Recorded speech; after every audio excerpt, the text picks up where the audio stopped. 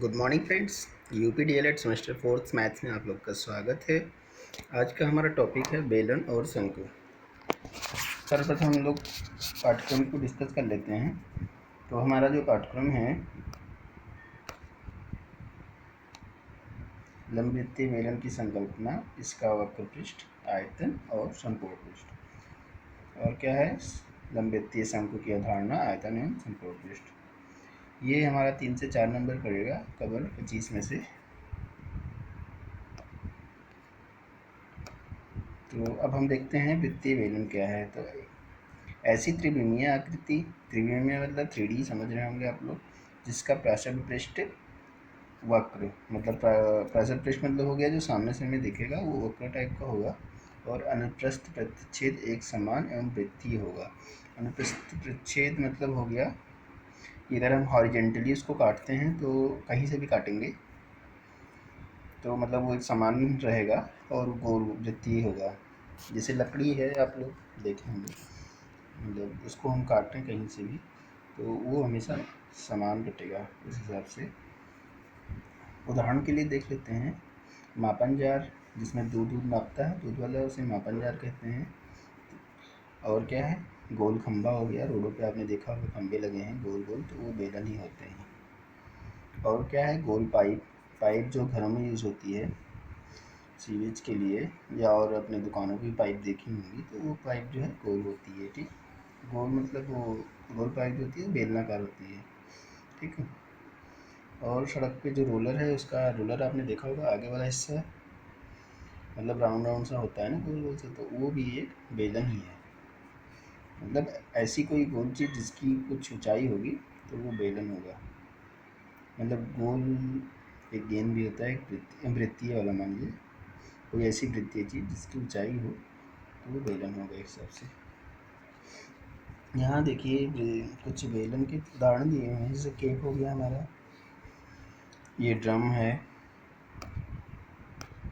Cake हो गया, drum हो गया, लकड़ी का गुटका हो गया, गुटका या टुकड़ा कह लीजिए, ये भी ड्रम ही लग रहा है। कप हो गया, ये बजाने वाला ड्रम हो गया, सेल हो गया, केन हो गया कोल्ड ड्रिंक वाला, मोमबत्ती हो गई, ग्लास हो गया, ये सब जो है बेलन के उदाहरण है। अब इसको देखिए, जैसे काटने का मतलब क्या था कि बराबर कैसे हो, तो ये यहाँ से मान लीजिए ऐसे काट दिया आपने, तो ये जो भी हिस्सा रहेगा ये क्या वृत्तीय ही तो रहेगा। हाँ, दोनों साइड वृत्तीय सेम ही रहेगा ना, जैसे यहाँ ये पूरा ग्लास है, वैसे यहाँ से काट देंगे तो वो भी दोनों टुकड़ा एक जैसे ही दिखेगा, तो इस टाइप से समान रहता है। अब हम लोग वृत्तीय बेलन के अक्ष को देख लेते हैं। तो क्या है? किसी वृत्तीय बेलन के अनुप्रस्थ प्रतिच्छेद, अनुप्रस्थ मत प्रतिच्छेद मतलब वही हॉरिजेंटली जो होता है प्रतिच्छेद, उसके केंद्र, ठीक है, जैसे ये यहाँ गोल सा है, इसका केंद्र, ठीक है, को मिलाने वाली, तो यहाँ दो गोल हो गए, एक ऊपर वाला वृत्त हो गया, एक नीचे वाला वृत्त हो गया, इनके दो केंद्र हो गए। ठीक है, तो इनको मिलाने वाली रेखा को हम क्या कहेंगे?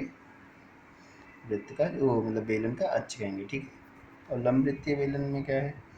ऐसा वृत्तीय बेलन जिसका अक्ष उसके अनुप्रस्थ प्रतिच्छेदों पर लंब हो, मतलब जो ये अक्ष है ये अनुप्रस्थ प्रतिच्छेद के केंद्रों पर लंब है। ठीक है, तो इस टाइप को हम लंब वृत्तीय बेलन कहेंगे, और हम लोग के सिलेबस में लंब वृत्तीय बेलन ही है। तो अगर कहीं कुछ भी कहीं भी बेलन ही केवल लिखा है तो हम उसको लंब वृत्तीय बेलन ही समझेंगे। अब लंब वृत्तीय बेलन की संकल्पना को देख लेते हैं। संकल्पना में क्या है? किसी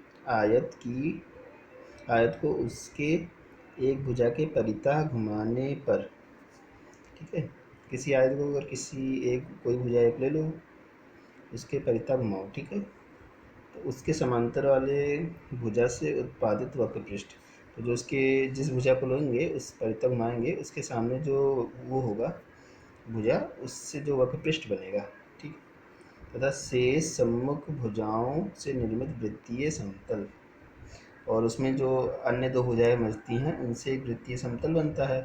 तो ऐसी बनी त्रिविमीय आकृति, मतलब त्रिविमीय 3D आकृति को हम लंब वृत्तीय बेलन कहते हैं। ठीक है, तथा वृत्तीय बेलनों के समतल तथा वृत्तीय बेलन के समतल के सिरे और जो उनका समतल वो सिरा होता है दोनों साइड का वृत्तीय वाला, उसको हम क्या कहते हैं, बेलन का सिरा कहते हैं। ठीक है, तो आप लोग समझ गए होंगे। बाकी अगर ये फिजिकली करके देखना हो तो अच्छे से आप लोग समझ जाओगे। तो यहाँ तो फिजिकली दिखाना पॉसिबल नहीं है, तो मतलब आप लोग समझ जाओगे। अगर हम किसी कोई आयत है उसकी एक भुजा के परिता घुमाते हैं तो जिसकी जो अपोजिट भुजा है उससे एक वृत्तीय पथ बनेगा। तो उस मतलब जो वृत्तीय पथ को क्या वक्र बनेगा, वृत्ति टाइप का ऐसे गोल गोल, तो वो क्या है, बेलन का वक्र पृष्ठ हो जाएगा। और जो अन्य दो भुजाओं से जो वृत्तीय वृत्त बनेगा वो मतलब बेलन का अन्य दो सिराएँ हो जाएंगी। ठीक, इस प्रकार क्या पता चलता है कि बेलन में क्या होता है, बेलन में दो वृत्तीय सिरे और एक वक्र पृष्ठ होता है। ठीक है, और लंब वृत्तीय बेलन के सिरे बेलन के अक्ष पर लंब होते हैं। ठीक है, जो लंबित का सिर है, सिरा है मतलब दोनों किनारा है, उसके केंद्र से केंद्र जो है आपस में लंब होते हैं। ठीक है, केंद्र से जो अक्ष जाती है वो उसी पे लंब होती है। जैसे यहाँ ये देखिए, ये सिरा है, इसका केंद्र हो गया, और ये सिरा है, यहाँ ये केंद्र हो गया। इसको ये मिलाने वाली रेखा जो है इस पे लंब होती दोनों पे। तो मेरे ख्याल से लंबवृत्तीय बेलन की संकल्पना समझ में आ गई होगी आप लोग को। अब देखते हैं आयत की उस भुजा की लंबाई जिसके परिता आयत को घुमाने पर बेलन का आयत की उस भुजा की लंबाई जिसके परिता आयत को घुमाने पर बेलन पृष्ठ उत्पादित होता है, बेलन की ऊंचाई या बेलन की लंबाई कहती है। जैसे इस भुजा के परिता हमने घुमाया तो ये क्या है, बेलन की लंबाई बोल सकते हैं या बेलन की ऊंचाई बोल सकते हैं। ठीक, अब किसी बेलन के अक्ष के समांतर तथा पृष्ठ पर स्थिर प्रत्येक रेखा उस बेलन की जनक रेखा कहलाती है। तो क्या है, किसी बेलन की अक्ष के समांतर रेखा ये वाली है। ठीक है, तो ये जो रेखा होती है इसको जनक रेखा कहते हैं। तो ये कहीं भी आप लेंगे पूरे वृत्त पे तो वो क्या है, जनक रेखा ही रहेगी। ठीक, और क्या है, किसी बेलन के दो वृत्तीय सिरों से किनारे एक वृत्त की त्रिज्या उस बेलन की त्रिज्या कहती है। मतलब जो ये दो वृत्तीय सिरे हैं, एक ये वृत्तीय सिरा है, एक ये है, तो दोनों में से किसी एक की त्रिज्या ले लीजिए तो वही हमारा क्या है, बेलन की त्रिज्या है। तो मेरे ख्याल से आप लोग को अच्छे से आ गया होगा कि मतलब बेलन क्या होता है, वृत्तीय लंब वृत्तीय बेलन क्या होता है, और लंब वृत्तीय बेलन की त्रिज्या क्या होती है, और उसकी ऊंचाई क्या होती है, और उसका वक्र पृष्ठ क्या होता है, दोनों वृत्तीय सिरे क्या होते हैं, ये सब आप लोग को पता चल गया होगा। अब यहाँ कुछ नोट है वो देख लेते हैं। यदि किसी आयत को केवल एक भुजा के सम्मुख भुजा के परिता घुमाया जाए तो ऐसा बेलन उत्पादित होता है जो खोखला तथा दोनों सिरों पे खुला होता है। ठीक है, मतलब किसी एक भुजा के परिता अगर घुमाएंगे तो जो उससे वक्र पृष्ठ बनेगा, तो इस प्रकार से वक्र पृष्ठ से बने बेलन का क्या है, दोनों सिरा ऊपर नीचे से खुला होगा और वो बेलन पूरा खोखला होगा। ठीक है, अब यदि किसी पूरे आयत को किसी एक भुजा के परिता घुमाया जाए तो ऐसे बेलन क्या है, पृष्ठ उत्पादित होगा, ऐसा बेलनीय पृष्ठ उत्पादित होगा जो खोखला तथा दोनों सिरों पे बंद होगा। ठीक है, तो मतलब क्या है, किसी एक भुजा के परिता घुमाया जाए, किसी आयत को एक भुजा के परिता घुमाया जाए तो उससे मतलब एक ठोस वो दोनों सिरों से बंद और खोखला बेलन होगा, जैसे ड्रम टाइप का होता है। ठीक, और यदि किसी आयताकार क्षेत्र को उसकी एक भुजा के परिता घुमाया जाए तो ठोस बेलन उत्पादित होगा। ठीक,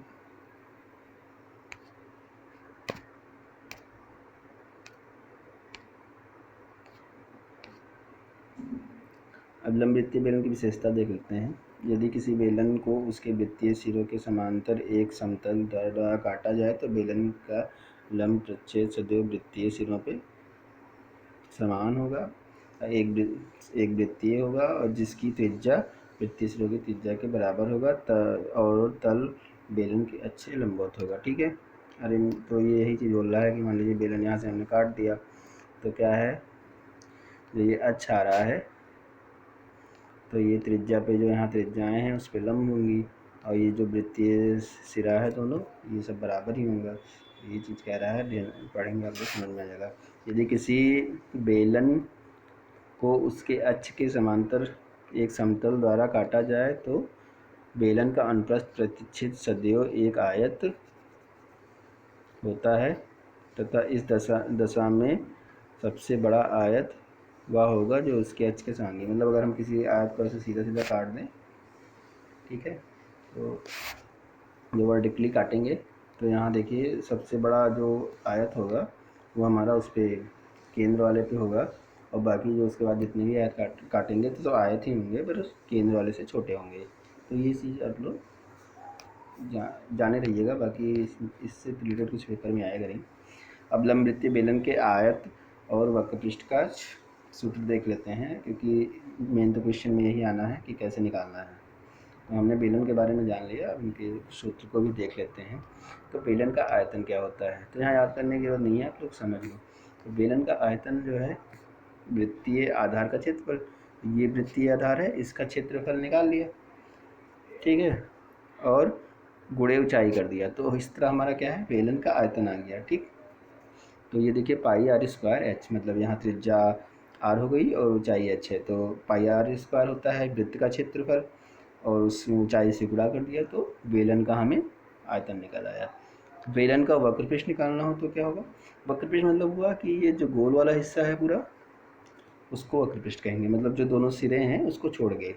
तो उसमें क्या है, वृत्त का हम परिधि निकालेंगे, वृत्त का परिधि निकाल के ऊंचाई से गुणा कर देंगे तो हमारा वक्रपृष्ठ निकल आएगा। तो ये देखिए वृत्तीय आधार का परिधि इंटू ऊंचाई, तो परिधि क्या होती है 2 पाई आर, 2 पाई गुणे त्रिज्या, और ऊंचाई हमने h से गुणा कर दिया तो हमारा 2 पाई आर एच जो है बेलन का वक्रपृष्ठ हो गया। तो आप इसको समझे रहोगे तो मुझे याद करने की जरूरत नहीं लगेगी।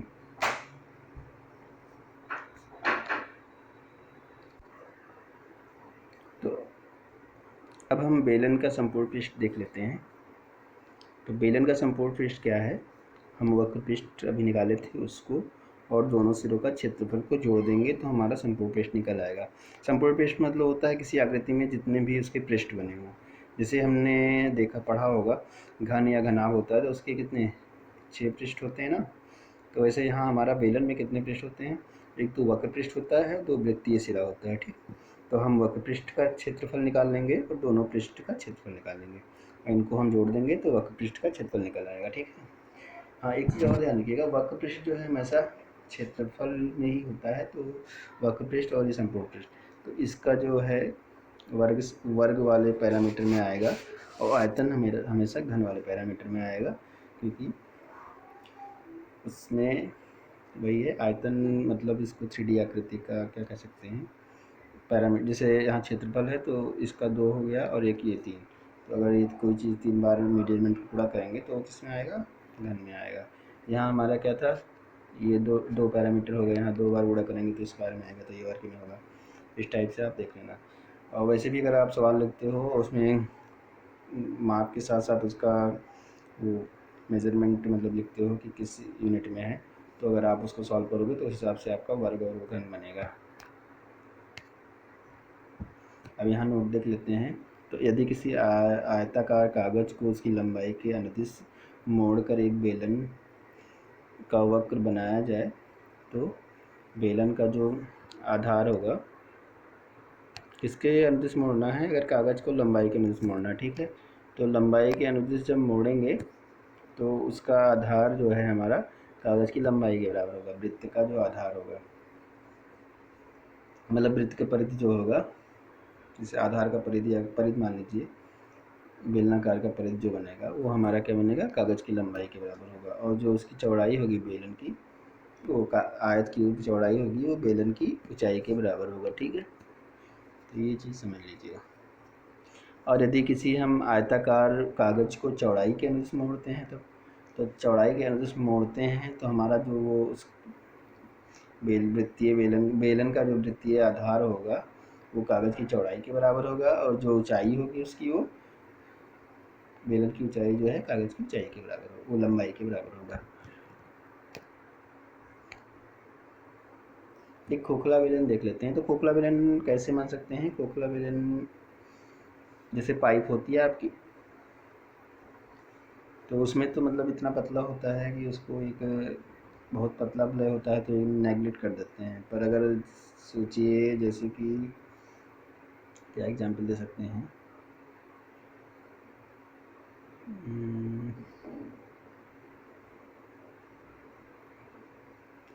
एक मिनट, एग्जाम्पल क्या दिया जा सकता है? हाँ, सोचिए एक मतलब वो जैसे पाइप है, थोड़ी मोटी पाइप हो, ठीक है। तो अब उसमें क्या है, पाइप के बाहर का हिस्सा होगा, एक अंदर का हिस्सा होगा, और बीच में उसकी मोटाई होगी। तो इस टाइप का जो बेलन होता है उसे क्या कहेंगे? खोखला बेलन कहेंगे। तो इसका भी हमें आयतन और वक्र पृष्ठ और समकोण पृष्ठ निकालना होता है। ये हमारे सिलेबस में तो नहीं है, पर हमको जानना चाहिए क्योंकि कभी कभी कुछ चीज़ें सिलेबस के बाहर भी आ जाती हैं। तो अब खोखले बेलन का आयतन निकालना है, तो देखिए कैसे निकालना है। खोखले बेलन का आयतन क्या है? बाहर का आयतन माइनस भीतर का आयतन। अगर हम दोनों को घटा देते हैं तो हमारे खोखले बेलन का सूत्र मतलब फार्मूला निकल आएगा। इसी प्रकार अगर वक्र पृष्ठ निकालना है खोखले बेलन का, तो बाहर का जो है, बाहर का वक्र पृष्ठ निकाल लोगे और अंदर का, ठीक है, और दोनों को जोड़ दोगे। यहाँ घटाना नहीं है, यहाँ जोड़ना है, क्योंकि वक्र पृष्ठ अंदर में भी है बाहर में भी है, तो इन्हें हमें जोड़ना पड़ेगा, ठीक है। और खोखले बेलन का संपूर्ण वक्र पृष्ठ निकालना हो तो क्या करना पड़ेगा? तो वक्र पृष्ठ हमारा है, तो वक्र पृष्ठ हमारे दो वक्र पृष्ठ बनेंगे ना, एक बाहर और अंदर वाला, तो हमने पहले निकाला था, तो वो हमारा वक्र पृष्ठ हो गया। उसके बाद दो आधार हैं, ठीक है। तो दोनों आधार का मतलब क्या करेंगे, हम क्षेत्रफल निकालेंगे दोनों वृत्तीय का, उसको घटाएंगे, तब जाके हमें जो वो सॉलिड वाला हिस्सा है, जो मोटाई वाला हिस्सा है, वलय के टाइप का बनेगा, उसका हमें क्या है? क्षेत्रफल मिलेगा, ठीक है। तो ये इस तरह हमने घटाया, तो ये हमारा फार्मूला निकल आएगा। तो ये चीज़ें आपको समझा दी हैं, बाकी आप खुद निकाल लेना, फार्मूला बाकी लगा हुआ है। यहाँ जैसे कैपिटल आर जो है वो बाहर की त्रिज्या है, और स्मॉल आर जो है भीतरी त्रिज्या है, ये आपका लिखा हुआ है, एच ऊंचाई भी है, तो कोई दिक्कत नहीं आएगी इसमें। अब हम कुछ क्वेश्चन देख लेते हैं जो एग्जाम में आए हुए हैं। तो यहाँ क्या है, एक लंबवृत्तीय बेलन के आधार की त्रिज्या 5 सेंटीमीटर है, ऊंचाई 14 सेंटीमीटर है, तो बेलन का वक्र पृष्ठ ज्ञात कीजिए। तो यहाँ क्या है, वृत्तीय बेलन के आधार की त्रिज्या दी है, ठीक है, और ऊंचाई हमारा दिया हुआ है। तो त्रिज्या हमारा 5 सेंटीमीटर, ऊंचाई हमारा, तो वक्र पृष्ठ हमारा क्या होगा? वक्र पृष्ठ हमने पढ़ा था 2πr × h, ठीक है, मतलब वृत्तीय आधार की परिध इंटू ऊंचाई। तो ये परिध हो गया इंटू ऊंचाई हो गया, तो हमने फार्मूले में रखा 2 × 22/7 पाई का मान, और त्रिज्या 5 और ऊंचाई जो है 14, तो कितना 440 सेंटीमीटर स्क्वायर आया।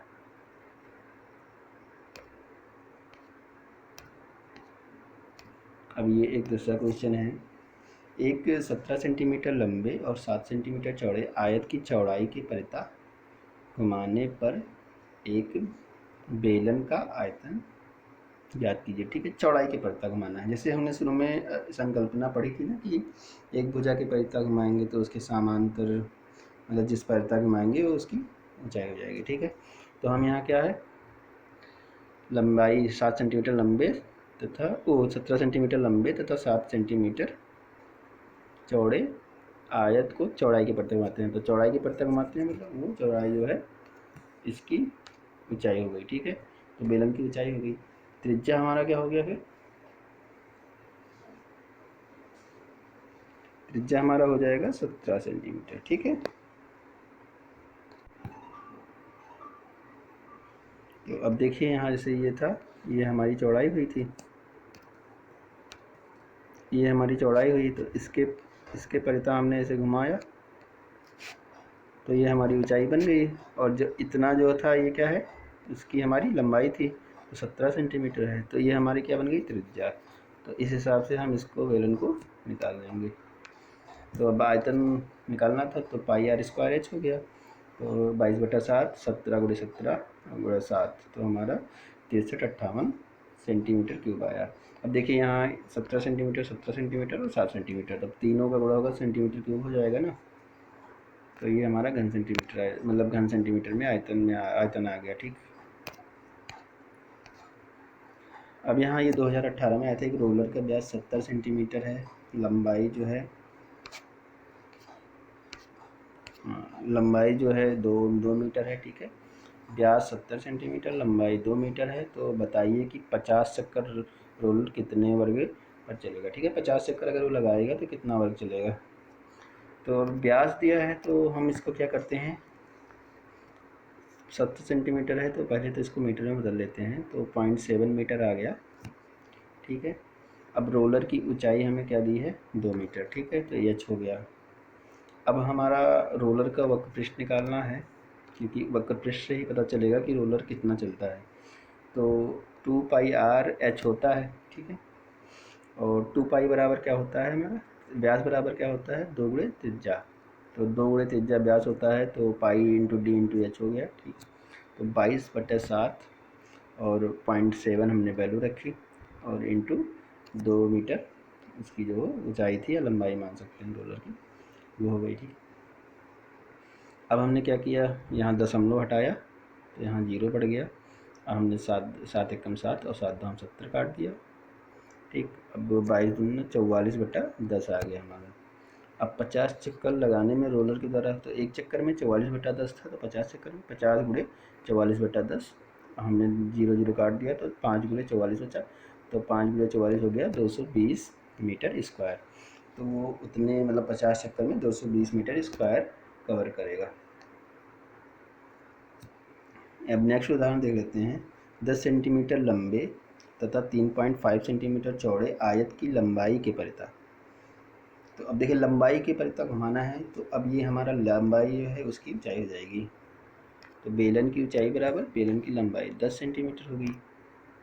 अब क्या है, बेलन का आयतन ज्ञात कीजिए। अब ऊंचाई हमारी जब 10 सेंटीमीटर हो गई तो त्रिज्या क्या होगी, उसकी चौड़ाई होगी, वो 3.5 सेंटीमीटर हो गई। जैसे इसके पर तो हमने घुमाया तो ये ऊंचाई 10 हो गई, और ये हमारा 3.5 सेंटीमीटर हो गया। अब बेलन का आयतन क्या होता है, पाई आर स्क्वायर एच। तो हमने यहाँ 22/7 3.5 3.5 × 10 रखा, तो 11 काटने पीटने पे 11 × 35 आया। तो ये 385 सेंटीमीटर क्यूब हमारा आंसर आ जाएगा।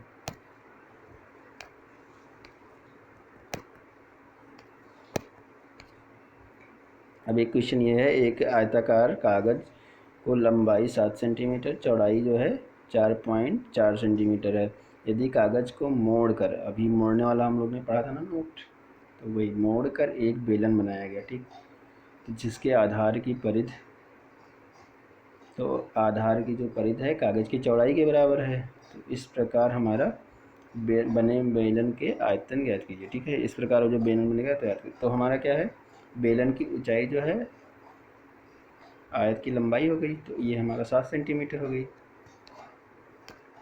अब बेलन का परिध क्या है, जो आधार मतलब बेलन के आधार की परिध क्या है, जो कागज़ की चौड़ाई है, तो वो हमारा 4.4 हो गया। तो अब परिध होता है 2 पाई आर, तो 2 पाई आर बराबर हमारा क्या आ गया 4.4। तो अगर इसमें पाई बराबर 22/7 रख दिया, 2 रख दिया, तो आर की वैल्यू हमें निकल आएगी। तो आर बराबर आ गया 7/10, तो 0.7 सेंटीमीटर आ गया। और ऊंचाई हमारी दी है 7 सेंटीमीटर। तो हम बेलन का आयतन निकालने के लिए क्या करेंगे, पाई आर स्क्वायर एच, तो 22/7 × 0.7 × 0.7 × 7 हो गया। अब हमारी वैल्यू क्या है, 10.78 सेंटीमीटर क्यूब।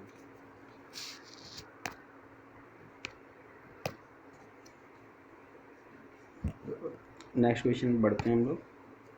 एक समान ऊंचाई तथा भिन्न भिन्न त्रिज्याओं के दो बेलन के वक्र पृष्ठ का अनुपात ज्ञात कीजिए। ठीक है, ऊंचाई जिनकी समान है और त्रिज्याएं भिन्न भिन्न हैं, तो उनके वक्र पृष्ठ के अनुपात ज्ञात करना है।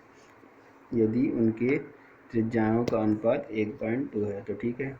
बेलन की ऊंचाई हमारी क्या है, h है, उनकी त्रिज्याएं r1 r2 है। ठीक है, तो क्वेश्चन के अनुसार r1 का अनुपात r2, r1 रेशियो r2 = 1/2। तो बेलन का वक्र पृष्ठ बटा दूसरे बेलन का वक्र पृष्ठ बराबर, तो 2 पाई r 1 h और 2πr/2h हो गया। ठीक, तो R1/R2 काटने के बाद क्या हो जाए, R1/R2 इक्वल टू, अब ये हमें पता है 1/2 हो गया। तो बेलन का वक्र पृष्ठ का अनुपात भी क्या होगा, 1/2 होगा। एक बार मैं फिर से समझा दे रहा हूँ। ये हमारा अनुपात दिया हुआ था, हमने पहले वक्र पृष्ठ का फार्मूला रखा, दूसरे का वक्र पृष्ठ का, दूसरे बेलन के वक्र पृष्ठ का फार्मूला लिखा, दोनों का हो गया। अब यहाँ देखिए 2π/2y सेम है, कट गया है, h सेम है, वो कट गया, R/R2 बचा। तो R/R2 बचा, तो उसका वैल्यू हमें 1/2 दिया है, तो 1/2 हो गया। तो यही हमारा वक्र पृष्ठ का भी अनुपात हो जाएगा। अब लंब वृत्तीय शंकु की संकल्पना को हम लोग देख लेते हैं। यदि किसी समकोण त्रिभुज आप जानते ही होंगे,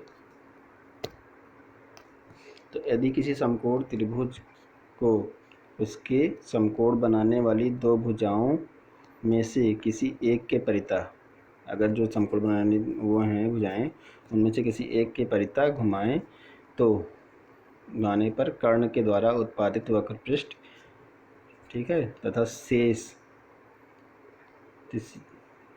एक भुजा के परितः घुमा रहे हैं और कर्ण के परितः जो है वक्र पृष्ठ बन रहा है, और तीसरी भुजा द्वारा निर्मित क्या है, एक समवृत्तीय समतल की बंद आकृति, त्रिविमीय आकृति को हम लंब वृत्तीय शंकु तथा वृत्तीय समतल को हम शंकु का आधार कहते हैं। ठीक, अब ये समझ लेते हैं एक बार ढंग से।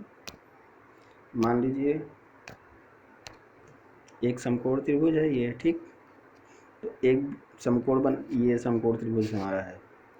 तो समकोण बनाने वाली जो ये समकोण है, तो समकोण बनाने वाली भुजाओं में से एक भुजा के परितः, तो ये इस भुजा के परितः हम घुमा रहे हैं, ये इस भुजा के परितः, ठीक है, इस भुजा के परितः घुमाएंगे कर्ण को। ठीक है, तो कर्ण को हमने घुमाया, तो कर्ण से हमारा क्या है, वक्र पृष्ठ बनेगा। और जो ये नीचे आधार है तीसरी भुजा, इससे एक समतल वृत्तीय समतल बनेगा। तो ये वृत्तीय समतल जो है शंकु का आधार हो गया, और ये जो कर्ण के परितः घूम रहा है, कर्ण से वक्र पृष्ठ बन गया। ठीक, अब लंबवृत्तीय शंकु के हम कुछ उदाहरण देख ले। तो जोकर की टोपी हमने देखा होगा, आइसक्रीम का कोन देखा होगा, बर्थडे कैप आता है, बर्थडे का कैप आता है ना, वो भी शंकु के आकार का ही होता है। तो इस तरह दैनिक जीवन में बहुत सी चीज़ें हैं जो शंकु के आकार की होती हैं। अब एक नोट क्या है, शंकु में एक शीर्ष तथा एक वृत्तीय आधार वाला वक्र पृष्ठ होता है। ठीक है, तो शंकु में क्या होता है, जैसे बेलन में हमारा दो वृत्तीय आधार था और एक वक्र पृष्ठ था, और हमारा शंकु में क्या है, एक वक्र पृष्ठ होगा, एक मतलब वृत्तीय आधार होगा तथा एक शीर्ष होगा।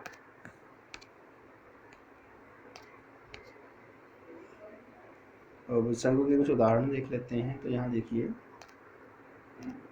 हमारा गाजर है, आइसक्रीम है, बर्थडे जोकर वाली कैप है, माइक हो गया, लाउड स्पीकर हो गया, और ये एक ट्रायंगल टाइप का बना है, कोन टाइप का, इस रोड पे रखे जाते हैं। और ये कीप हो गया जिससे हम तेल वोल डालते हैं छोटे बर्तन में किसी। और ये एक टोपी हो गई, और ये हमारा आइसक्रीम का ये भी एक कोन टाइप का हो गया। तो इस टाइप से आते हैं। क्रीम रोल आपने देखा हो, क्रीम रोल भी आता है, तो वो भी कोन की तरह ही होता है। अब कोन के बारे में कुछ अच्छी चीज़ें देख लेते हैं। जैसे यहाँ देखिए फिगर में आपको दिख रहा होगा, अक्ष है जो ऊंचाई थी, ठीक है, त्रिज्या है नीचे, और ये त्रिज्या की ऊंचाई है, ठीक है, और त्रिज्या की ऊंचाई और ऊंचाई के बीच में एक एंगल बन रहा है अल्फ़ा। आइए अब हम देखते हैं। तो एक समकोण त्रिभुज की वह भुजा जिसके परितः, मतलब ठीक है, समकोण त्रिभुज की वह भुजा जिसके परितः जो है त्रिभुज को घुमाया जाता है, उस शंकुए पृष्ठ उत्पादित होता है, उससे शंकुए पृष्ठ होता है, तो उसे शंकु का अक्ष कहलाता है। ठीक है, जिसके परितः जो है त्रिभुज को घुमाया जाता है, उसी को हम क्या कहते हैं, शंकु का अक्ष कहते हैं। और समकोण त्रिभुज की उस भुजा की लंबाई जिसके परितः त्रिभुज को घुमाने पर शंक्वाकार पृष्ठ उत्पादित होता है, उसे शंकु की ऊंचाई तथा शंकु का ऊर्ध्वाधर ऊंचाई भी कहते हैं। ठीक, जिसके परिता वही हम घुमाते हैं उसको वही शंकु की ऊंचाई कहते हैं, उसको ऊर्ध्वाधर ऊंचाई कहते हैं। और समकोण त्रिभुज की वह भुजा जिसके परिता शंक्वाकार पृष्ठ उत्पादित होता है उसे हम जनक रेखा कहते हैं। और जो वो तिर्यक ऊंचाई मतलब जो कर्ण जिससे शंक्वाकार पृष्ठ उत्पादित होता है उसको हम क्या कहेंगे, जनक रेखा। मतलब ये जो हमारा आ रहा है ये इसको जनक रेखा कहेंगे।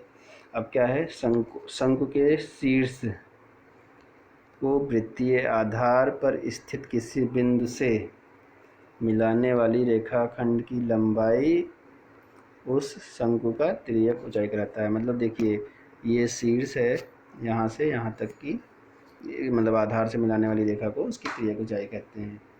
ठीक, तो समकोण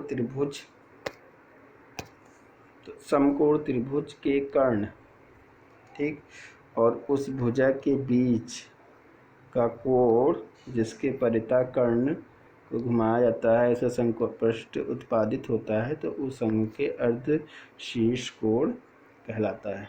जो ये हमारा है ऊंचाई और ये तिर्यक ऊंचाई के बीच का कोण जो है उसको हम क्या कहते हैं, अर्ध शीर्ष कोण बोलते हैं।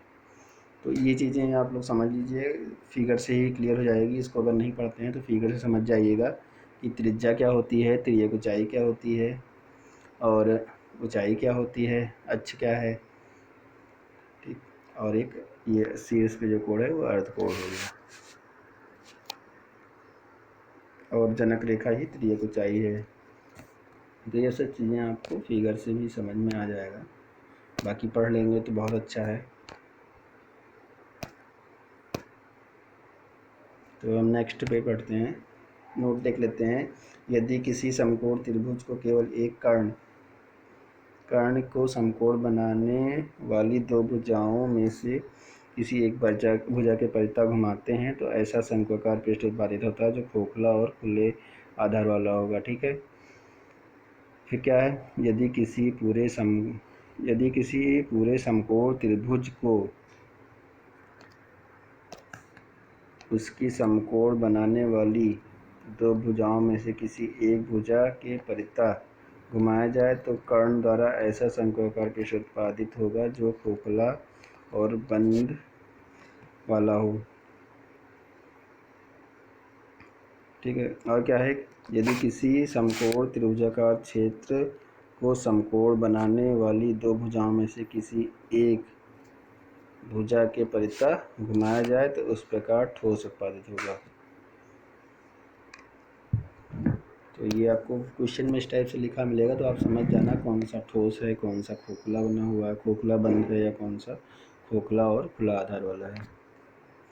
अब मेन जो है हमारा एग्ज़ाम में आना है फार्मूला के हिसाब से क्वेश्चन, तो वो हम देख लेते हैं।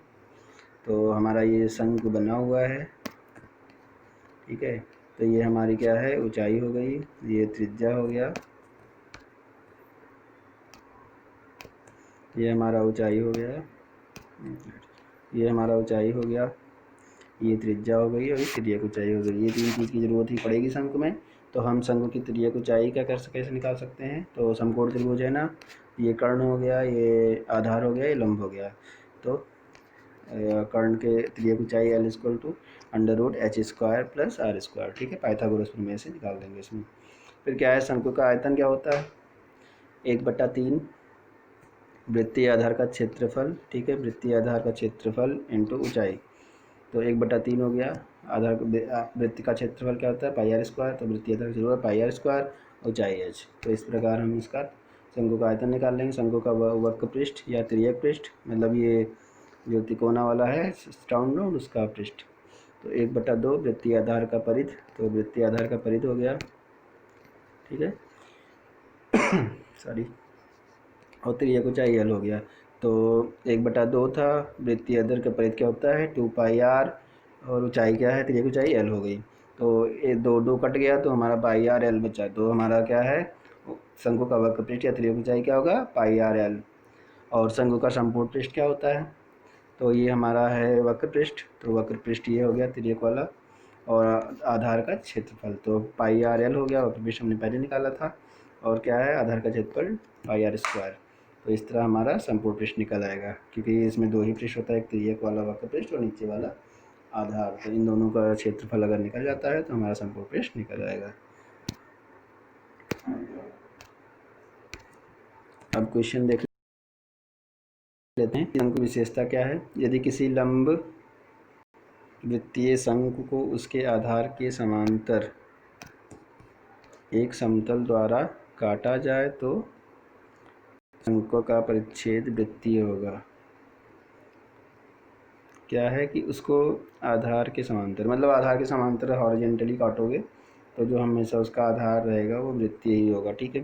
तो यदि किसी लंबवृत्तीय शंकु को उसके अक्ष के समानांतर काटोगे तो शंकु का परिच्छेद एक समद्विबाहु त्रिभुज बनेगा। ये इंपॉर्टेंट क्वेश्चन होता है, कभी अगर पूछ लिया गया एग्जाम में कि अगर किसी शंकु को उसके अक्ष के समानांतर काटा जाए तो मतलब बनी हुई आकृति कैसी होगी। तो ये हमारा समद्विबाहु त्रिभुज हो जाएगा। ठीक है, जिसके शीर्ष कोण शंकु के शीर्ष कोण के बराबर होगा और जिसका जो कोण होगा वो शंकु के शीर्ष कोण के बराबर होगा। तो ये थोड़ा इंपॉर्टेंट पॉइंट है, याद करे रहना।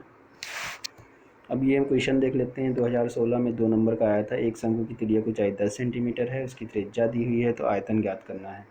तो सिंपल सा क्वेश्चन है, त्रिज्या की ऊंचाई दी है हमारी, त्रिज्या दिया हुआ है। ठीक है, तो त्रिज्या की ऊंचाई 10 सेंटीमीटर है, त्रिज्या 6 सेंटीमीटर है, तो आयतन हमारा क्या होगा, 1/3 पाई आर स्क्वायर एच होता है। तो अब त्रिज्या की ऊंचाई हमें दी हुई थी, तो हमें क्या है, अब ऊंचाई निकालना था उसका, तभी तो पता चलेगा। तो त्रिज्या की ऊंचाई का स्क्वायर बराबर आधार का स्क्वायर इंटू लंब का स्क्वायर।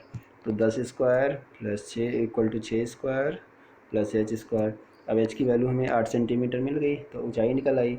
तो अब फार्मूले में हम रख देंगे, तो 1/3 22/7 6 × 6 इंटू 8, तो हमारा वैल्यू आएगा 301.71 सेंटीमीटर क्यूब। तो इस टाइप से ये क्वेश्चन लग जाएगा। ज़्यादा सिंपल क्वेश्चन ही आते हैं, मतलब आप फार्मूले पे रखोगे तो लग जाएंगे। अगर आप मतलब थोड़ी सी जानकारी रखनी चाहिए, तो इसलिए आप लोग थोड़ा बहुत थ्योरी देख लेना जो इसमें लिखी हुई है, इतना भी सफिशियंट है, ज़्यादा नहीं पढ़ना पड़ेगा थ्योरी।